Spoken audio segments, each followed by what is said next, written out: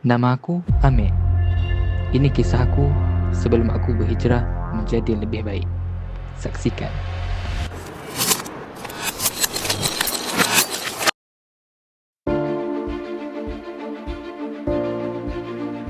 Weh, jom lah minum air ni. Aduh, kau asyik main game lah. Aduh.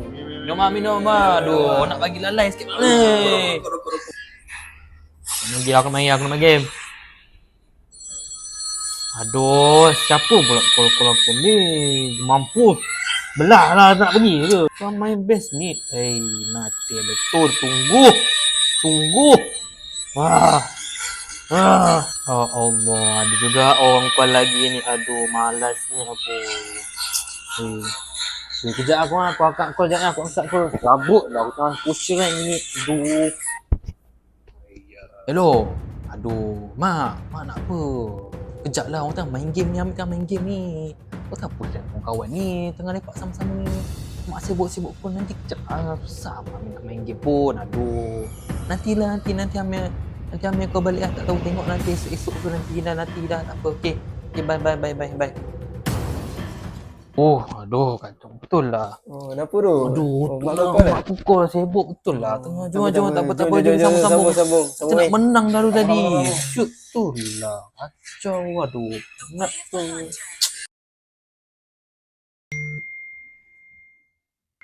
Ya, mana ni malah aku?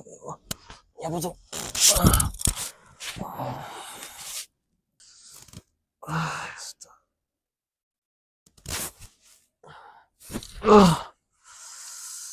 Woi, pening balaku. Ni ayah nak mana-mana ni. Tak boleh aku tak boleh. Aduh.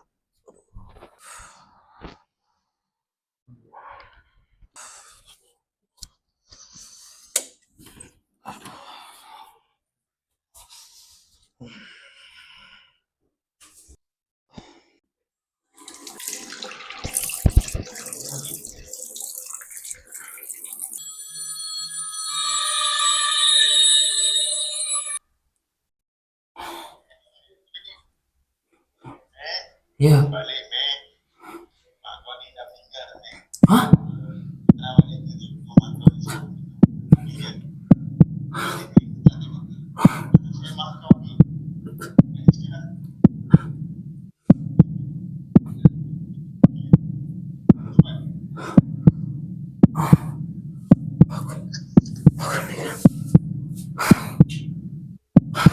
Cepat.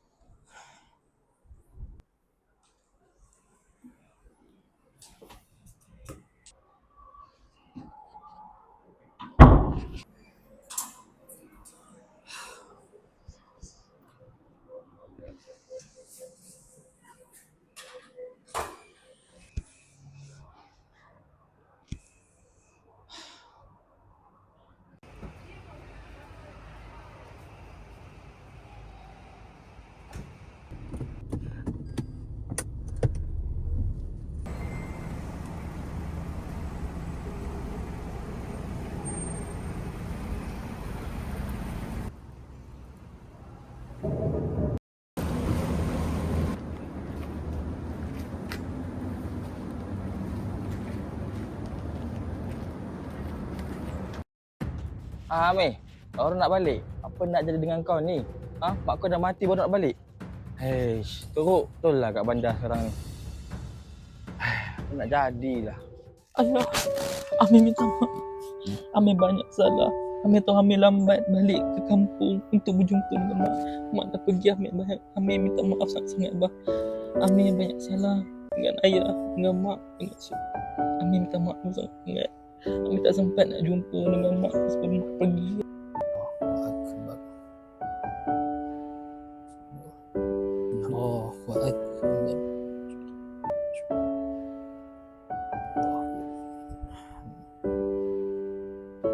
Allah.